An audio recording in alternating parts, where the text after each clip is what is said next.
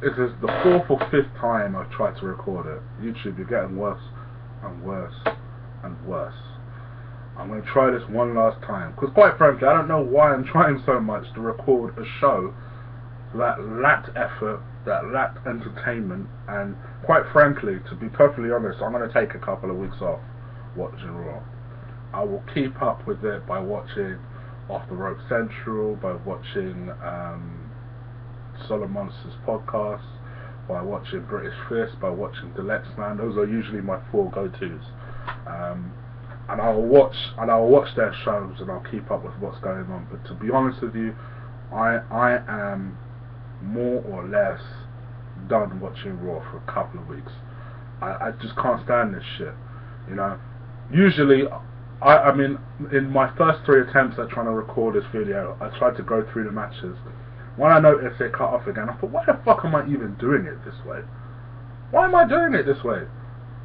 If WWE isn't going to make an effort to entertain me, then I'm not going to entertain the idea of doing a usual review. Instead, I'm just going to make note of 3 points that I would like to make from the show. This Brie Bella nonsense. I know a lot of people have had a lot of shit to say about this. Now, people will say, oh, but Chickstar, you were a favour of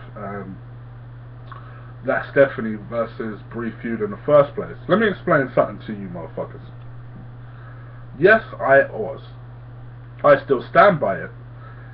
Let's be honest, the feud was going into it was well built. It was featured like you've never seen a Diva feud featured before. And let's be real here, if you're being honest with yourself, the match didn't suck as much as people expected it to. Like, Stephanie was very much the ring general in that match. And she impressed a lot of people with her in-ring skills. I think a lot of people wouldn't mind seeing her in the ring with somebody else who's probably a little bit more technical. And they did tease that a little bit this week in the ring between AJ and Stephanie. I think a lot of people would be quite interested in seeing these two go in the ring. However, this Brie shit throughout the entire night, going into the feud with Stephanie and Brie, when the match was done and Stephanie won, you thought, okay. As soon as Nikki cost Brie the match, you thought, oh dear, it's going to be a sister versus sister shit. And I hate family. I wasn't a fan of the Hardy versus Hardy feud. I'm just not a fan of these brother on brother, sister on sister type feuds. I just don't like them. I know a lot of people did like the Owen versus Brett feud. I'm not gonna lie. It wasn't a feud I was watching at the time, so I can't really comment. I'm just not a fan of these sort of feuds. However, with this, it's so bad. It's so bad. At a time where they're trying to make sure that people renew their WWE Network subscriptions, you're giving us not only very poor episodes of Raw, but you're giving us this shit. It's so bad. The acting is so bad between the two. And Nikki is a little bit better, but Brie, oh dear God, please. Please stop. Please. Please.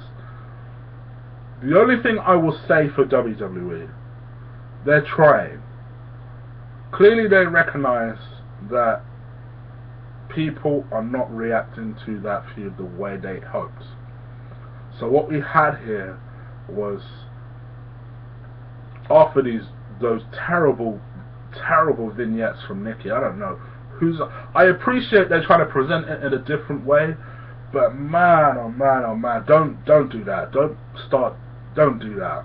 Those vignettes were terrible from Nikki throughout the show, talking about stories of how Brie has fucked her over the years. It just wasn't good. It wasn't good. But at least here, what you had was Stephanie came out to kick the show, so immediately it will give this segment a little bit more life, just with Stephanie being there. And then you had AJ come out. Then you had Paige come out. And then they teased possibly a fatal 4-way between the four.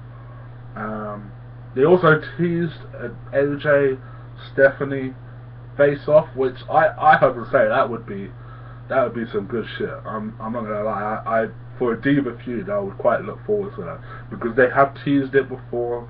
And I think if AJ is on her way out, as reports suggest, there might be a career on the line type match at Survivor Series. I'm calling that nice and early. But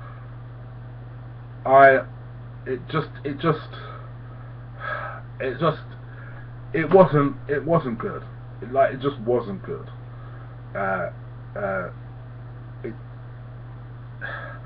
Whenever the Bellators speak, it just isn't good. Essentially, between the two, what happened was, they got into a little argument, and then Brie kind of shoved her over. Admittedly, she got a bit of a reaction for that.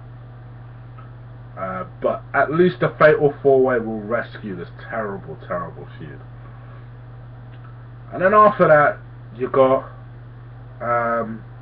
the other thing I wanted to talk about was this mid-card feud. I'm not going to talk about Cesaro and Sheamus because I don't care.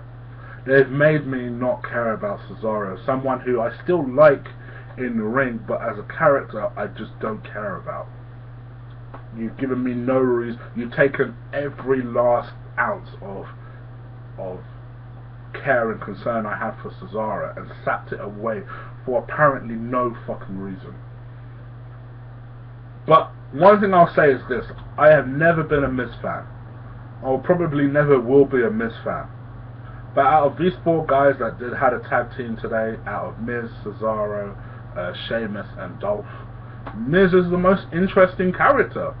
They're really giving him layers and things to run with in this Hollywood role, and I hate to say it, Sledge Daddy's right. Whenever Miz is champion or in a feud, they feature him right. They really seem to be behind Miz.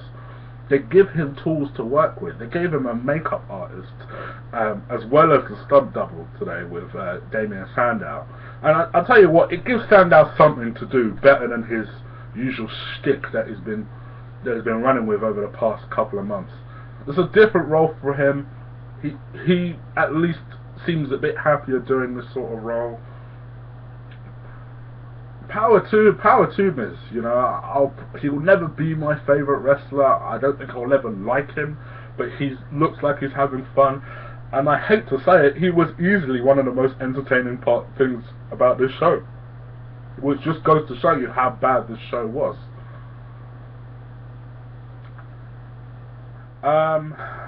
And then the final segment. John Cena still burying people. He was toned down a little bit today, in the sense that there were a lot of people, there were a lot more stars this week around. But essentially at the end, where he came out and he essentially just said, you know what, there was a little face-off between him and Triple H. Seth Rollins, who's the hometown boy by the way, tried to attack John Cena at the end of the match. I can't actually remember who actually won the match. I think it was the Faces. I assume it was the Faces. John Cena came out, had a little face-off with Triple H. Seth Rollins came from nowhere.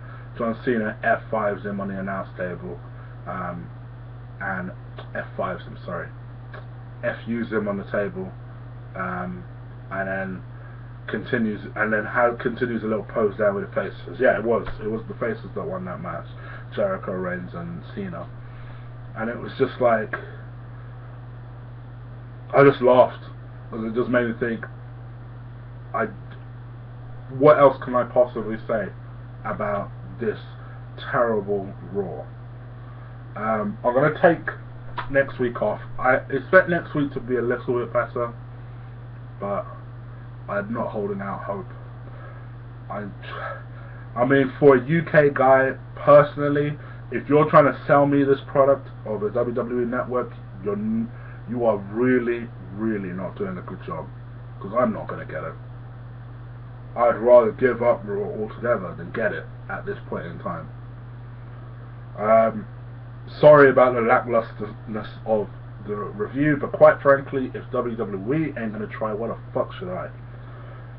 Please do comment, subscribe. I'm going to put a couple of subject videos, especially if I'm not going to do Raw reviews for the next couple of weeks. I'll do a couple more subject videos for you UK people who are interested in soccer. I will do some more Arsenal videos because I've had a couple more requests for that, and I'll do a couple more movie reviews. In the meantime, take care. Peace.